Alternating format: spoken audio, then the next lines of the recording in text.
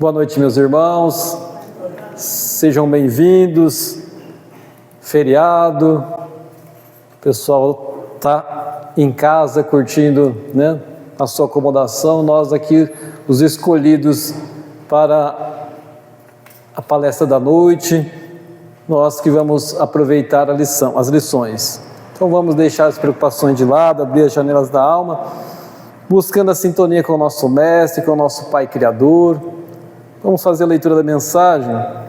Não sejais vagarosos no cuidado, sede fervorosos no espírito, servindo ao Senhor. Alegrai-vos na esperança, sede pacientes na tribulação, perseverai na oração. Romanos capítulo 12, versículos 11 e 12. Graças te damos, Senhor, pela bênção de mais uma vez estarmos aqui nesta casa. Que as suas bênçãos derrame sobre todos nós aqui presentes, nossos irmãos que não puderam vir nesta noite. Traz o suporte, um amparo necessário ao nosso irmão Tony. E que, Senhor, fortalecidos em Ti, possamos lá fora sermos instrumento da Tua paz. Fica conosco. Que assim seja, graças a Deus. Bom, hoje nós temos a palestra com o nosso irmão Tony Tomé, trabalhador da casa. Para nós aqui presentes, dispensa, né, a apresentação, mas tem as pessoas que estão depois, que vão assistir pela internet, pelo YouTube. Então, vamos aproveitar. Tony, fica à vontade. Obrigado. Boa noite a todos. Que Jesus nos abençoe e nos permita a sua paz. Vamos dar uma refletida sobre essa mensagem. Não sejais vagarosos no cuidado, sede fervorosos no espírito, servindo ao Senhor. Alegrai-vos na esperança, sede pacientes na tribulação, perseverai na oração. Paulo, em Romanos, capítulo 12, versículos 11 e 12. Isso aqui está o resumo do que a gente precisa fazer todo dia, toda hora, né? Como é que a gente pode servir ao Senhor? Será que é só nas igrejas? É lá fora, né? Especialmente dentro de casa, perante a sociedade, no trabalho. Servir ao Senhor é um desafio para nós. É um desafio. Nós não sabemos onde é que está o limite, de repente, de falar, agora chega que você ultrapassou, né? Porque às vezes a gente precisa, no dia a dia, porque quando a gente acaba aceitando um monte de coisa, as pessoas, de propósito ou sem querer ou inconscientemente, acabam pisando na gente. E isso faz lembrar uma passagem que eu ouvi há tempos na palestra, e a pessoa falou, e eu sempre uso isso, que é um monge que ia caminhando e uma cobra cercou ele e falou: eu não sou tão má assim, as pessoas me evitam. Ele falou: seja boa. E continuou a viagem. Na viagem de volta, a cobra estava toda ralada. Ué, o que aconteceu, cobra? O senhor falou para eu ser boa. Mas de vez em quando você precisa mostrar tuas presas. E assim a gente precisa ser. Muitas vezes as pessoas pisam em nós. Então tem uma passagem até que Emmanuel trabalha entre templo e oficina. O templo religioso e a oficina de trabalho. Onde é que é a oficina de trabalho? Com Jesus. É lá fora. Aqui a gente se fortalece. É lá fora. De repente um vento mais forte, a gente ora e fala: mentores do fé, amor e caridade, me socorre. meu anjo da guarda me socorre, né? E é assim. Falando em trabalhar fervorosamente, Eurípides Barçanufo já estava trabalhando, já estava com a mão no arado com o Cristo. Inicialmente pela Igreja Católica, depois descobriu o Espiritismo e acendeu uma luz para ele. E certa noite, ele se viu fora do corpo e ele percebeu 2 espíritos caminhando que levavam ele.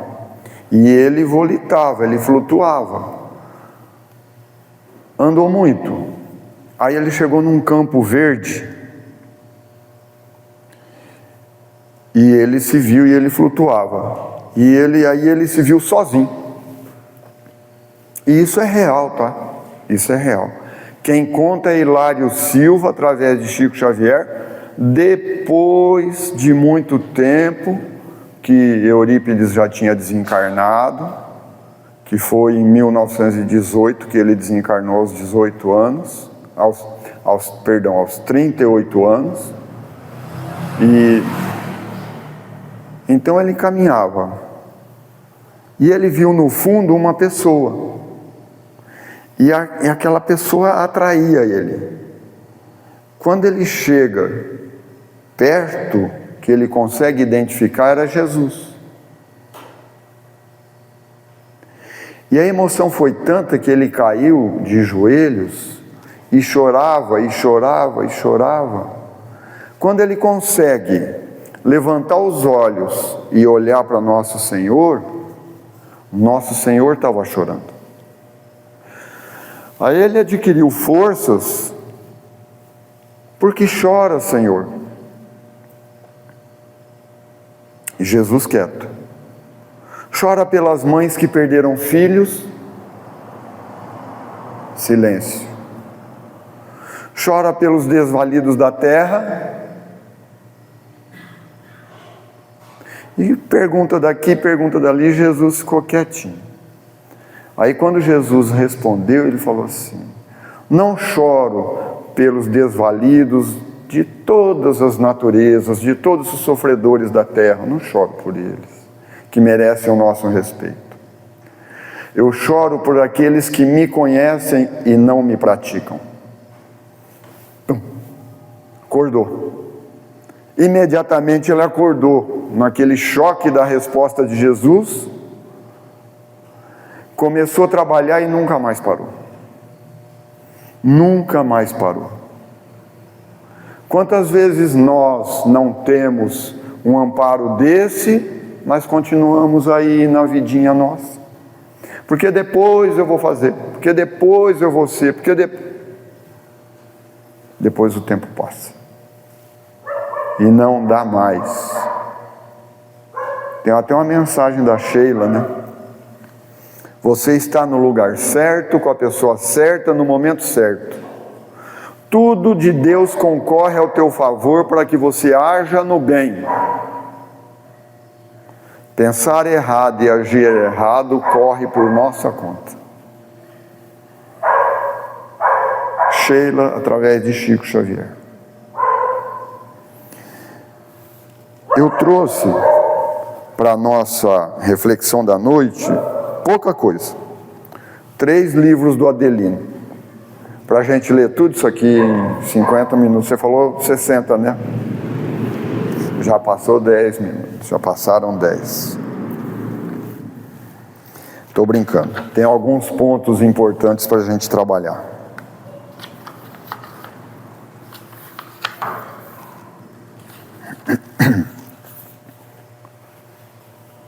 O ano era 1969, julho 21.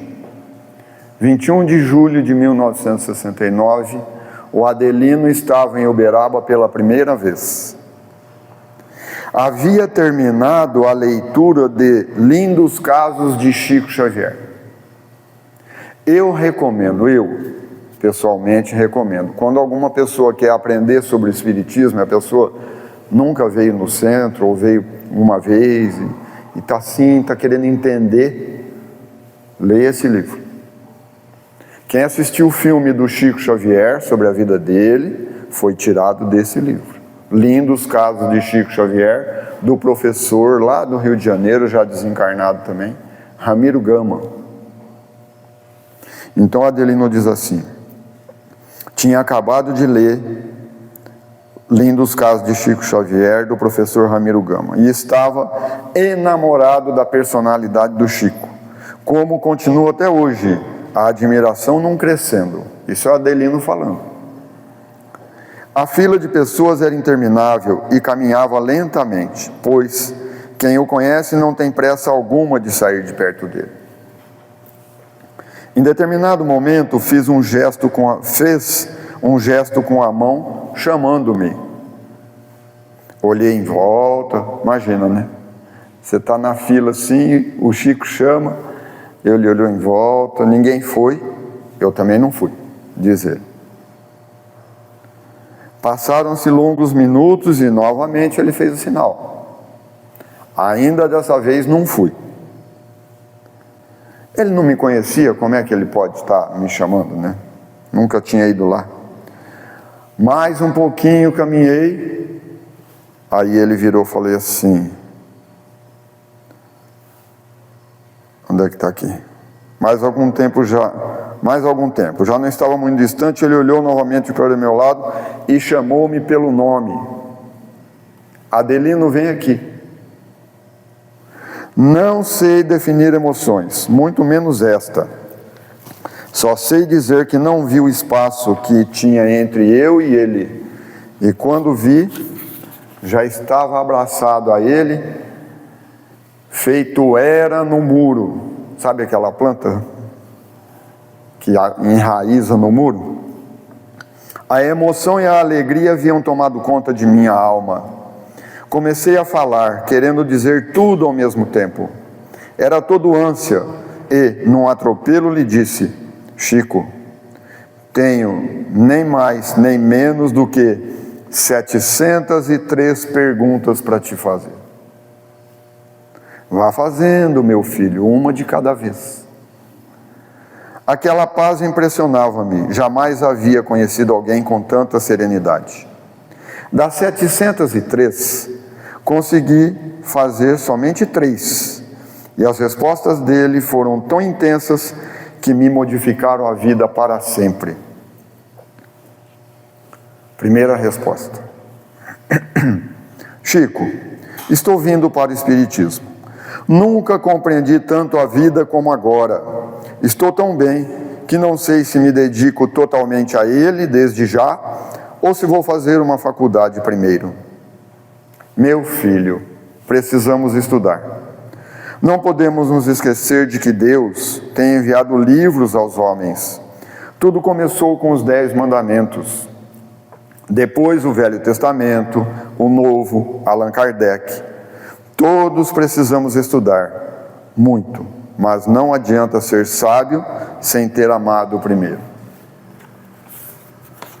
Diz o Adelino, numa das palestras dele, que está no YouTube, que quando o Chico deu essa resposta, antes de terminar, que a gente precisa amar primeiro, ele pensou assim, enquanto o Chico estava respondendo lá: vou eu para uma faculdade. Aí o Chico falou: todos precisamos estudar, mas não adianta ser sábio sem ter amado primeiro. O que nós temos feito com a inteligência sem amor? O que é que o homem faz? O que é de Deus e o que é dos homens nas igrejas? A guerra santa. Em nome de Deus a gente mata. E nós podemos falar no presente porque nós sabemos da reencarnação. Nós entendemos isso. Onde é que nós estávamos? O que é que nós fizemos em nossa vida?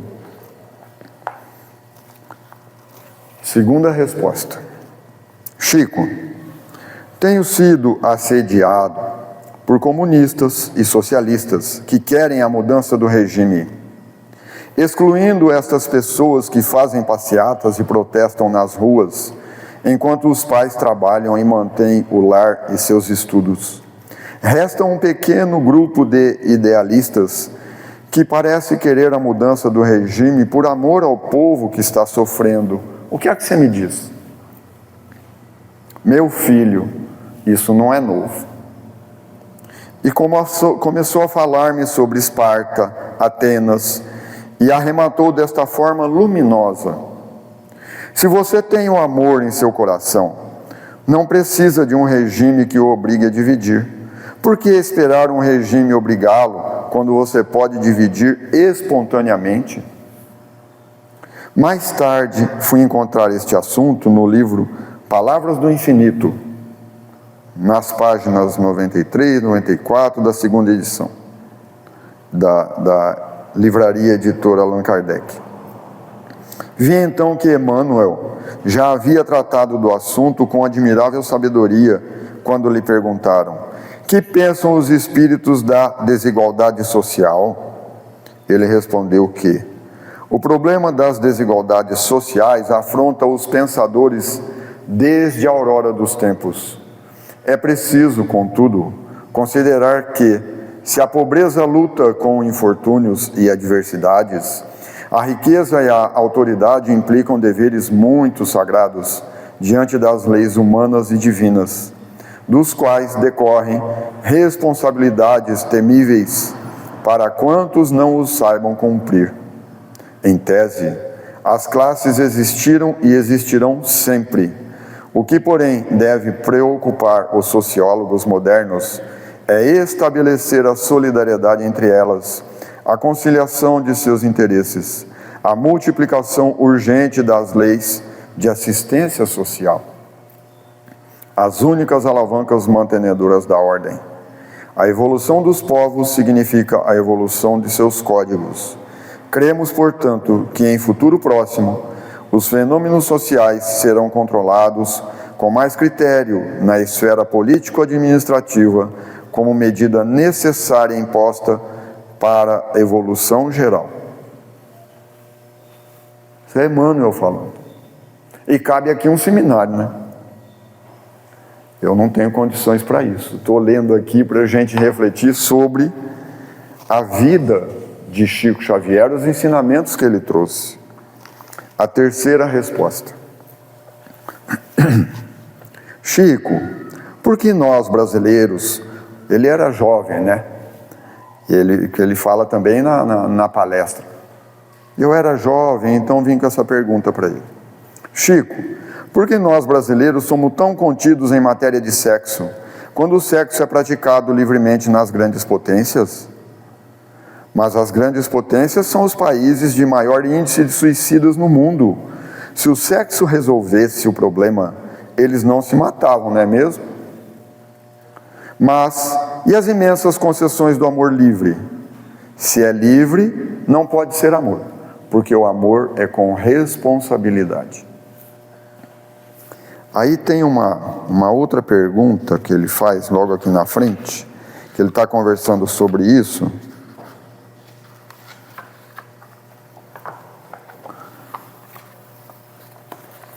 Que nos dá também resposta para essa terceira questão dele.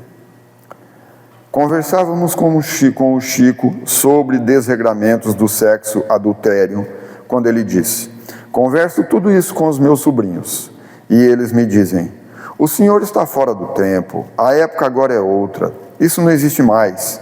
Em que tempo o senhor vive?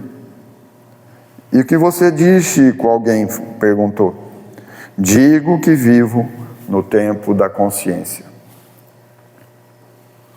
E assim tem um monte de coisas que a gente encontra aqui, de lições que a gente encontra aqui. Eu tenho uma particular. Isso nós não vamos encontrar em livro nenhum, isso é comigo mesmo, a passagem que eu tive lá. Eu fiz um curso de manejo de pastagem.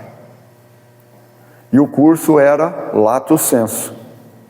vinha o material, a gente estudava durante 6 meses, aí passava uma semana estudando, de manhã até, desde as 7 da manhã, na faculdade, até de noite. Tinha dia que a gente saía de lá 8 horas.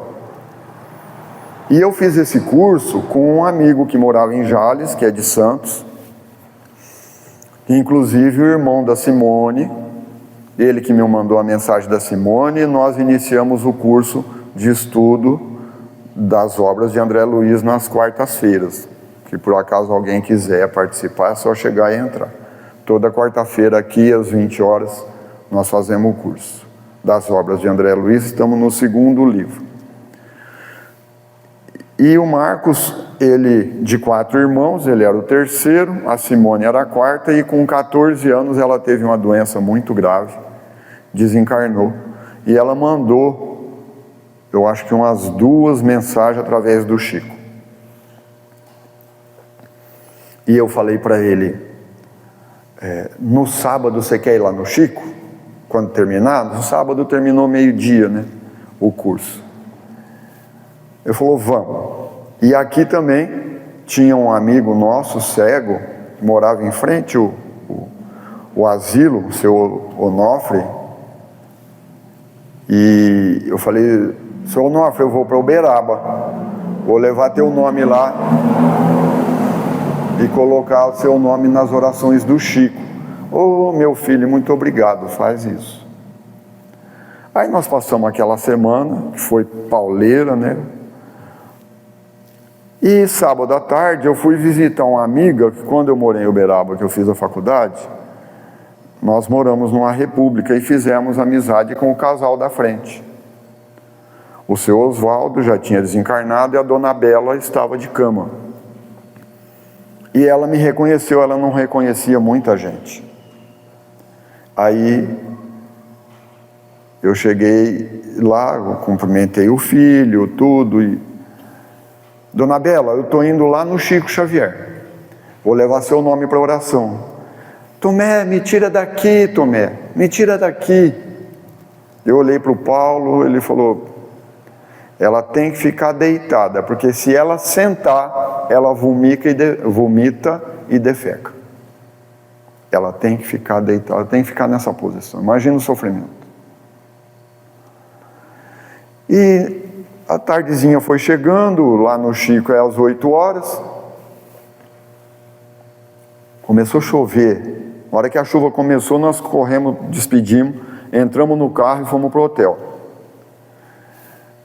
E chovia muito, muito pesado. E isso já estava pertinho das 8 horas. E o hotel nós escolhemos de propósito para sábado ir lá no Chico. Ele ficava no meio do quarteirão, e o centro do Chico na esquina, assim. Aí nós chegamos, tinha um monte de caravana, ônibus e as pessoas com crachá, centro espírita não sei das quantas, o nome da pessoa, a cidade. E tinha alguma senhora sentada. Eu falei, o Chico já chegou? Porque já estava passando das 8. O Chico já chegou? Não, o Chico não chegou ainda. E a chuva estava muito forte. Nós subimos para o quarto, eu deitei na cama assim, já querendo não ir. Eu não queria mais, eu queria dormir, queria descansar. O Marcos falou, vamos? Aí então tá bom, então nós vamos, graças a Deus. Aí ainda estava pingando, nós saímos correndo até o centro. Entramos lá, e lá só tem uma casinha, e o resto é pátio. É uma casinha no fundo e o resto é jardim. Mas ergueram uma tenda. E tinha um monte de pessoas debaixo da tenda e na varandinha que tem na casa. Nós entramos debaixo daquela tenda e o Chico não tinha chegado ainda. E lá no centro, para vocês entenderem assim, a entrada é aqui, que é a avenida, o hotel para frente, e do lado tem um portãozinho, com uma rampa. Aí, de repente, alguém falou lá, o Chico chegou, guarda-chuva subindo, Isso eram às 8h30. Subiu o guarda-chuva, ele de braço dado, com pessoas amparando, ele andando devagarzinho. Aí ele entrou e tinha um corredor. Ele entrou no fundo da salinha, se preparou, veio para a sala. Aí depois que ele vem para a sala, que ele senta na mesa, aí que abre a porta, as pessoas sentam.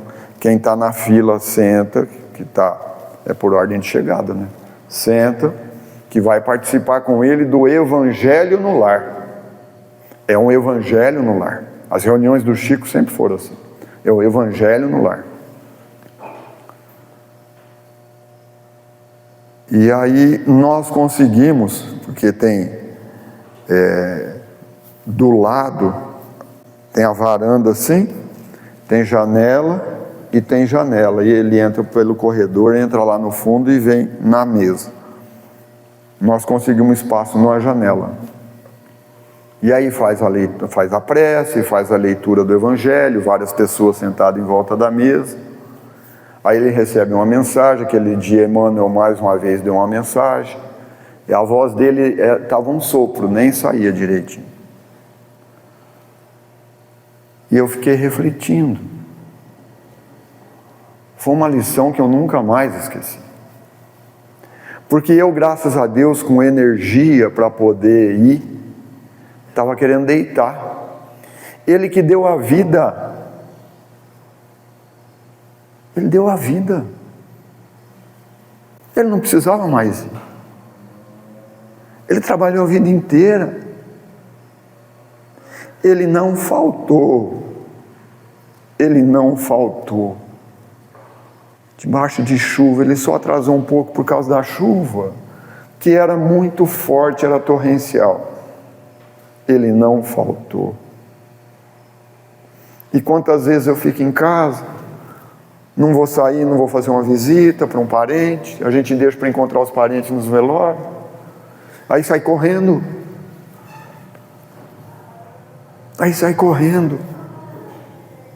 Eu vou contar uma coisa para vocês que nem tinha pensado em contar, mas eu vou contar.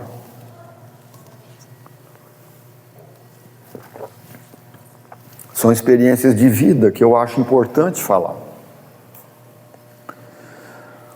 A Lara namorava o Fernando, e aí veio a notícia: nós vamos morar junto. Aí eu chamei eles. Eu falei: tá bom, vocês querem morar junto? É como casado, porque não é papel que vai segurar ninguém, não. O que segura é o amor. Vocês querem morar junto? Vão morar junto. E já fazia 2 anos que eles moravam juntos. Nós vamos fazer uma festa. Para que fazer festa? Esse é o ponto. Para que fazer festa? Pega o dinheiro de vocês, investe, compra uma casa, faz um passeio. Nós vamos fazer uma festa. E aí, na festa, a festa foi no sábado.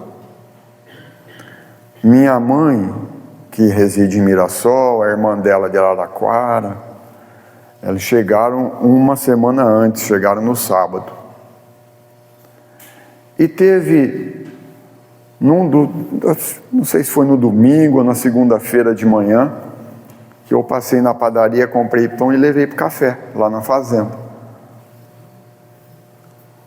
Quando eu cheguei, minha mãe falou: sonhei com o tio Miguel. Tio Miguel, a tia fulana, vários tios, vários parentes já falecidos, já desencarnados. E durante a semana, elas foram fazendo, minha mãe, minhas irmãs, minha tia, foram fazendo as comidas, comida árabe.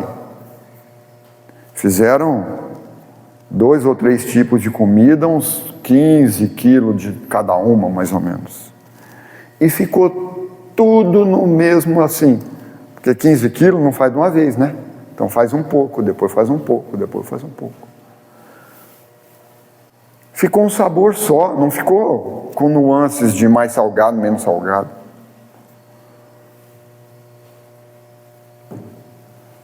E a festa foi tão gostosa. Aí que caiu a ficha. Nós reunimos em velório. Nós não reunimos numa festa. Imagina, a minha família pelo lado do meu pai, a minha família pelo lado da minha mãe, a família do Fernando pelo lado do pai, pelo lado da mãe, e outros, e outros, e outros. A árvore genealógica, fora os amigos espirituais, estava tudo lá envolvendo a gente. Quando a gente faz uma reunião de amigos, nós não estamos sozinhos. E a gente não se encontra. Nós não nos encontramos. Nós precisamos nos reunir.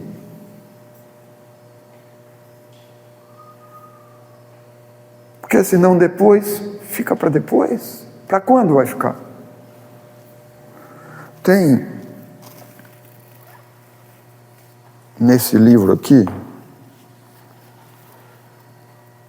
Família e Reencarnação. Já que nós estamos falando de família, olha que lição.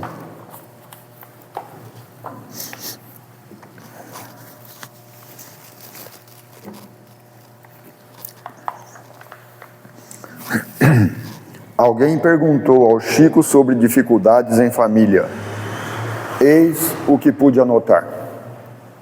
Tenho aprendido com os benfeitores espirituais que um corpo, uma família, um plano reencarnatório dá muito trabalho, leva muito tempo. Não podemos ir desistindo de nossos compromissos por qualquer coisa. O complexo de culpa será muito grande. O espírito de Emmanuel diz que alguns centímetros de remorso pesam no coração muito mais que 1 tonelada de sacrifícios.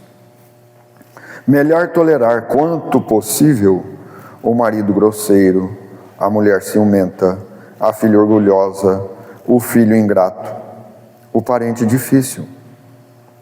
Não estaríamos ligados a eles se não houvesse motivo justo para isso. O espírito de André Luiz escreveu em um de seus livros que não há casamento que se erga na terra sem vínculos com o passado. E Emmanuel já disse que no lar estamos pagando a prestação certas dívidas contraídas por atacado. Melhor não tentar descartar parentes difíceis ou parentes com doenças de difícil trato mediante internações desnecessárias, porque a nossa libertação virá pelos processos da natureza, quando houvermos quitado nossas dívidas perante a justiça divina. Enquanto vibrar em nós o anseio de nos vermos livres do parente difícil ou do parente com doença de difícil trato, é sinal de que a dívida permanece. Não me lembro quem, no momento, mas alguém já disse que o exercício do amor verdadeiro não pode cansar o coração.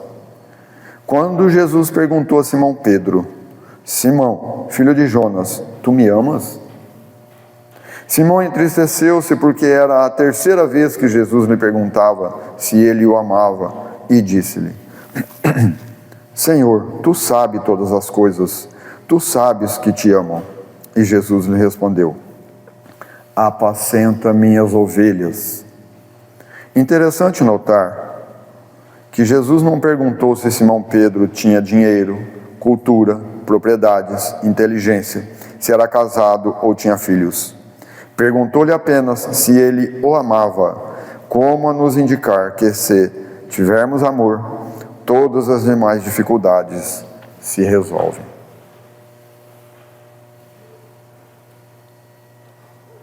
Nós não viemos numa colônia de férias.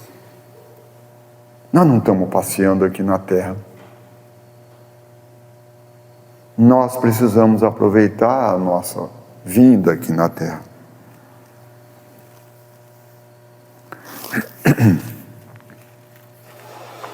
Chico, por que Jesus falou: buscai primeiramente o reino de Deus e sua justiça? Isso é o Adelino perguntando para o Chico. Por que ele não falou assim: buscai primeiramente a sua misericórdia? Por que exatamente a justiça? E ele respondeu: a justiça está acima da misericórdia. O Adelino falou assim, está na palestra dele também: Facilita, vai, eu já tinha intimidade com ele, facilita, vai. Falou assim, aí o Chico falou: quando nós reencarnamos prometendo fazer tanta coisa e vem para a Terra e não conseguimos fazer nada, nós voltamos para lá. E os benfeitores espirituais que nos ajudaram o planejamento de nossa reencarnação e nos deram sustento, nos tratam com muita bondade, muita misericórdia. Não há ninguém nos acusando nas colônias espirituais. Não vai ninguém estar com o dedo assim, nos acusando. Mas parece que, quanto mais bondade e misericórdia eles usam para conosco, mais envergonhados ficamos. Aí nos enchemos de coragem e pedimos nova reencarnação, de maneira que, sem justiça, não teremos paz. Ninguém tem paz com contas a pagar. E falando com contas a pagar, vou falar aqui de mim outra vez, uma experiência minha. Em final de fevereiro, janeiro, acho que foi fevereiro, eu fui a Uberaba. Fui lá no Bacelli e o neto escreveu através do Bacelli. Eu precisava desse acidente, eu precisava retornar para cá, para minha paz de consciência. Por quê? Porque ele tinha causado algo a alguém no passado e o acidente não foi de graça. Ele não saiu de graça daqui. O que é que leva um choque de carro de frente com a moto no exato momento? O que é que leva? Eu precisava, para minha paz de consciência, para ficar tranquilo. E lá atrás, perto do acidente, que ele foi socorrido, que os mentores daqui levaram ele em Fernandópolis, numa reunião mediúnica, o Luiz Carlos conversou. O Luiz Carlos virou para mim e mandou uma mensagem: Tony, ele está aqui, te escolhi. Isso traz conforto para nós. Isso traz consolo. Olha que doutrina maravilhosa. Ele foi fazer uma viagem, daqui a uns dias eu vou. Quando a gente ama, nunca mais morre. A morte é da roupa. Quando a gente muda de roupa, a gente deixa de ser a gente. Assim é a alma. Nós somos uma centelha divina que Deus nos deu a vida para sermos felizes. E nunca mais morre. Sem palavra nenhuma. Jesus, quando ele aparece após a crucificação, os apóstolos de porta fechada, e ele entra, eles ficam, porque Maria já tinha falado, né? Maria de Magdala já tinha falado, eu tive com ele, e estava todo mundo assim, tempos de perseguições, porta, janela fechada, ele entra, ainda assim Tomé vira para ele, eu não acredito, toca na minha chaga, Tomé, não é assim que a história conta? Sem palavras, sem dizer, ele provou: a morte não existe. Existe informação mais alegre do que essa, mas é uma alegria diferente. Uma alegria diferente do que a gente vê aí, do que a gente está acostumado aqui na Terra. É uma alegria diferente.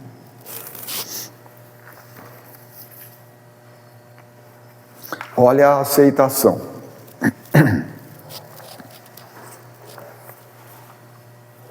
Cura e tratamento. Há mais de 20 anos, contou-me o Chico. Este caso, à época, já era antigo. A lição ainda hoje é atual. Em 1931, ele começou a sentir sintomas de grave moléstia ocular. Apesar de tratamento com oftalmologista amigo durante alguns anos, certo dia seu olho sangrava e doía tanto que ele resolveu perguntar ao espírito de Emmanuel Será que o senhor não poderia pedir ao Dr. Bezerra ou algum outro benfeitor espiritual que me curasse o olho? E Emmanuel respondeu no estilo sóbrio de sempre: continue tratando com o médico amigo e sofra com paciência e resignação, porque este seu caso não tem cura e não posso fazer nada por você nesse sentido. Mas, se o senhor, que é meu protetor, está dizendo que não tem cura, que não pode fazer nada por mim, como é que vou continuar trabalhando?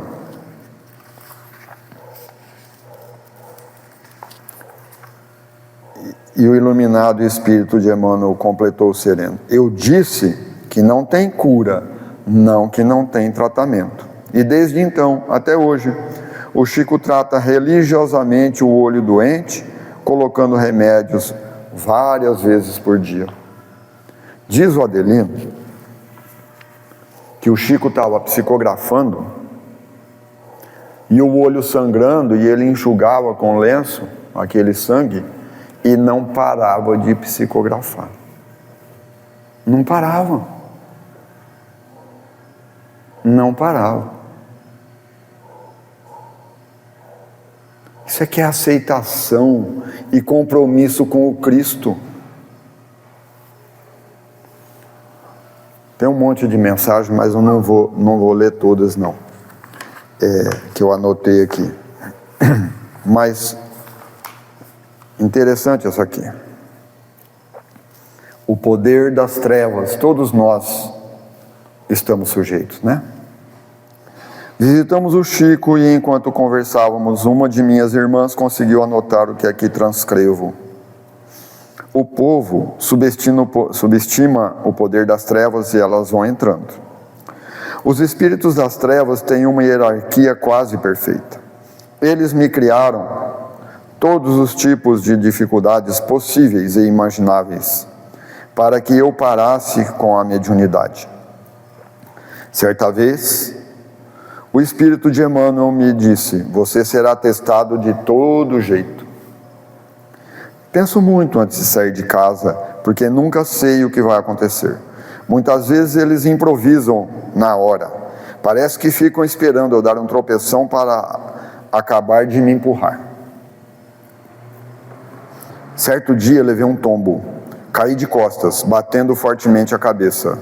Quando ia querer reclamar, ouvi o espírito dizer-me: agradeça. Imagina, você levou um tombo, bateu as costas, bateu a cabeça, veio uma palavra na boca para xingar, para reclamar, e o Emmanuel falou: agradeça. Como? Agradeça. Ainda no chão procurei elevar um pouco a voz e disse: obrigado, meus irmãos, muito obrigado. Levantou-se e no caminho de volta para casa perguntei ao espírito de Emmanuel: por que o senhor me disse para agradecer? Porque se você se irritasse, emitiria vibrações quase iguais às deles e eles ficariam com mais força.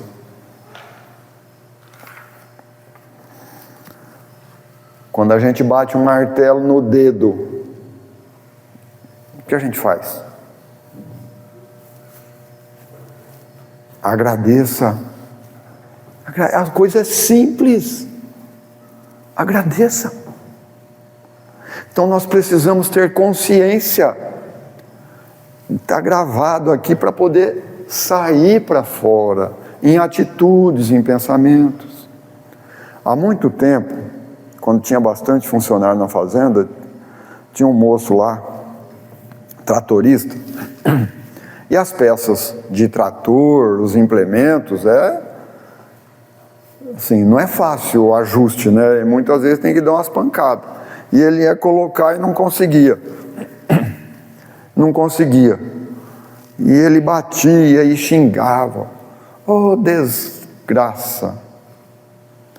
Aí, eu frequentando aqui, depois de um bom tempo, ou depois de muito tempo, aprendi que tudo é de graça, é de Deus. Quando falo des, quer dizer não, né? Eu falei: você para de falar isso.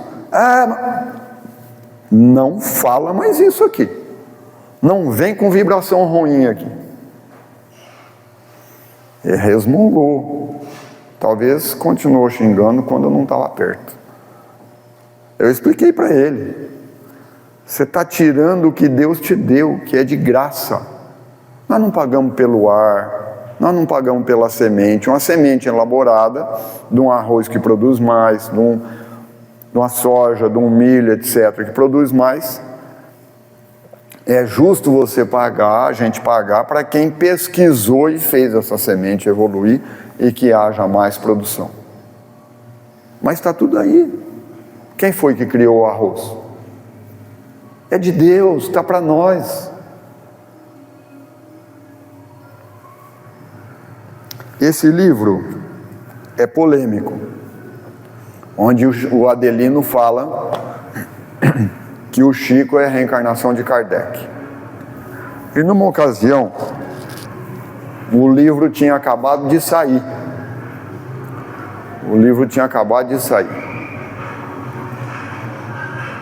Olha o barulho.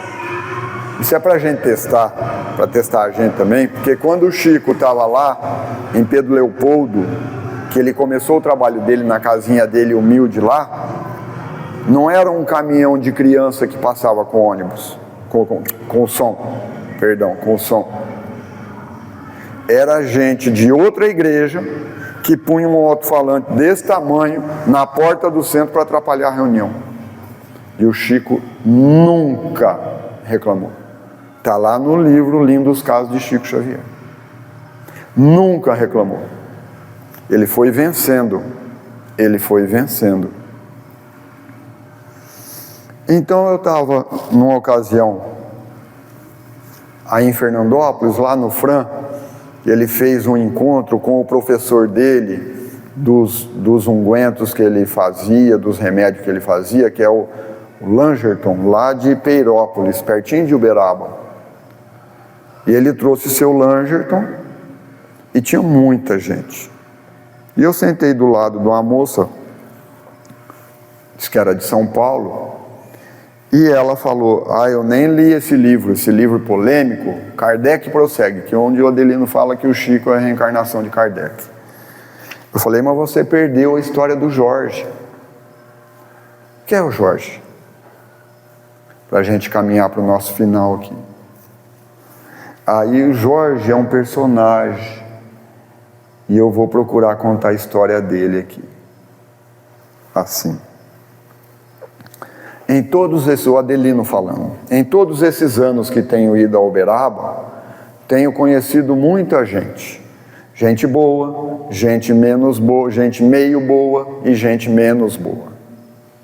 O tempo vai apagar de minha memória muitas delas, mas não haverá tempo que apagará essa figura encantadora que vocês vão passar a conhecer. Ele sempre era o último da fila. Negro, cabelos encaracolados, magro, pés descalços, dedos rachados, um lábio grosso com a ferida, raros tocos de dente na boca. E conforme ele chegava perto do Chico, os seus olhos brilhavam, porque ele ia encontrar. Aí eu fico pensando em nós, né, numa fila, né, a gente brabo. Ele aguardava a vez dele. Aí a conversa dele com o Chico era comovente e enternecedora. Como é que vai a vida, Jorge? Tio Chico, eu acho a vida uma beleza. O que é que você mais gosta de olhar, Jorge? O azul do céu, tio Chico. Às vezes fico pensando que o Senhor Jesus está me espiando por trás de uma nuvem. Aí o Jorge contava, aí ele falava assim: e a viagem, Jorge, foi boa? Da casa dele até o centro, que era longe. Foi boa, tio Chico. Eu vim olhando as flores do jardim das casas, das praças, as flores que Deus plantou no caminho para nos alegrar. A interpretação desse homem. Foi Deus que plantou para nos alegrar. Aí o Jorge contava da briga, do passarinho que fez ninho no telhado, da goteira que molhou a cama, da briga dos gatos. Porque o Jorge morava junto com o irmão num bairro muito pobre, e o irmão e a cunhada eram boias frias, ia para a roça, e as crianças deles ficavam com o Jorge. O Jorge trocava o pano, fazia mingau, acudia as crianças. E ali era terra batida, um chão de terra batida. E eu contei essa história para a moça lá no encontro do Fran, ela chorou.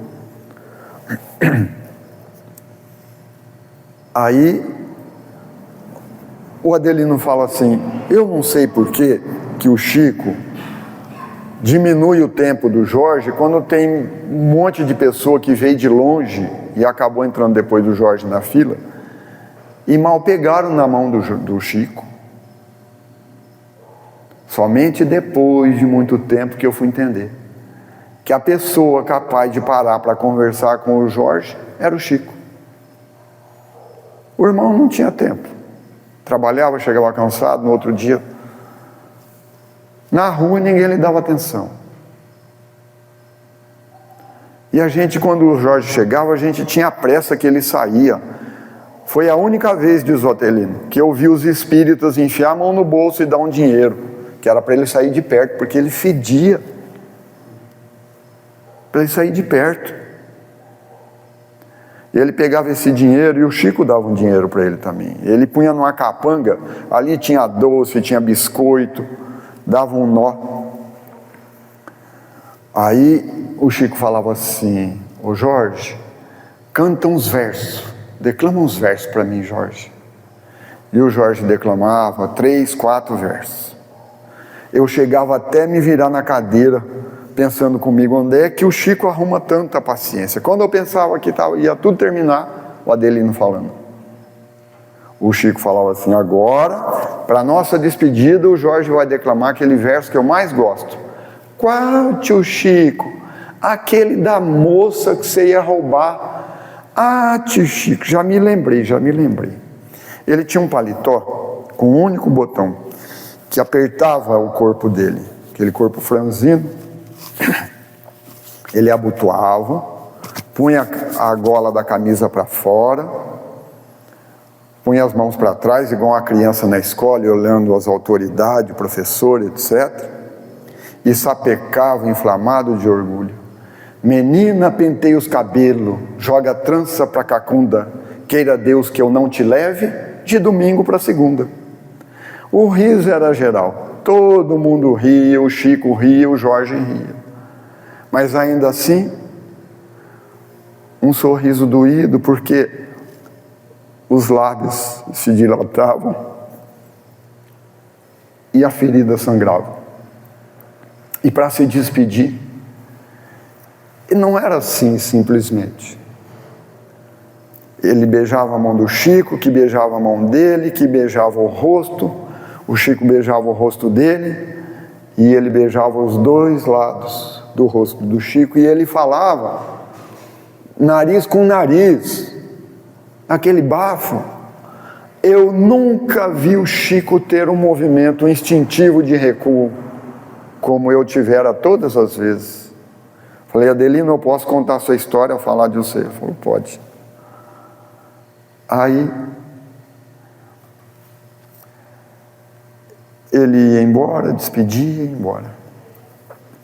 Não sei quantas vezes pensei em levar um par de sapato, uma camisa, alguma coisa para o Jorge, mas não sabia o número, não comprava o sapato, não comprava a camisa. O tempo foi passando, e as palavras de Paulo se fazem mais fortes em minha alma: façamos o bem enquanto temos tempo, porque senão depois pode ser tarde demais. O Jorge desencarnou numa madrugada fria em Uberaba, esquecido de todos, esquecido do mundo, né? Esquecido de todos, mas não de Deus. Contou-me o Chico que foi esse nosso irmão de pele negra, cabelos encaracolados, que raramente tomava banho, de pés descalços, dedos rachados, ferida nos lábios, que ao desencarnar, Jesus veio pessoalmente buscar. Entrou naquele quarto, chão de terra batida, recolheu o Jorge, junto assim, desculpa a emoção, junto ao corpo, e voou com ele para o espaço, como se carregasse o mais querido dos filhos. Não vos deixarei órfãos. Jesus não faria uma promessa que não pudesse cumprir.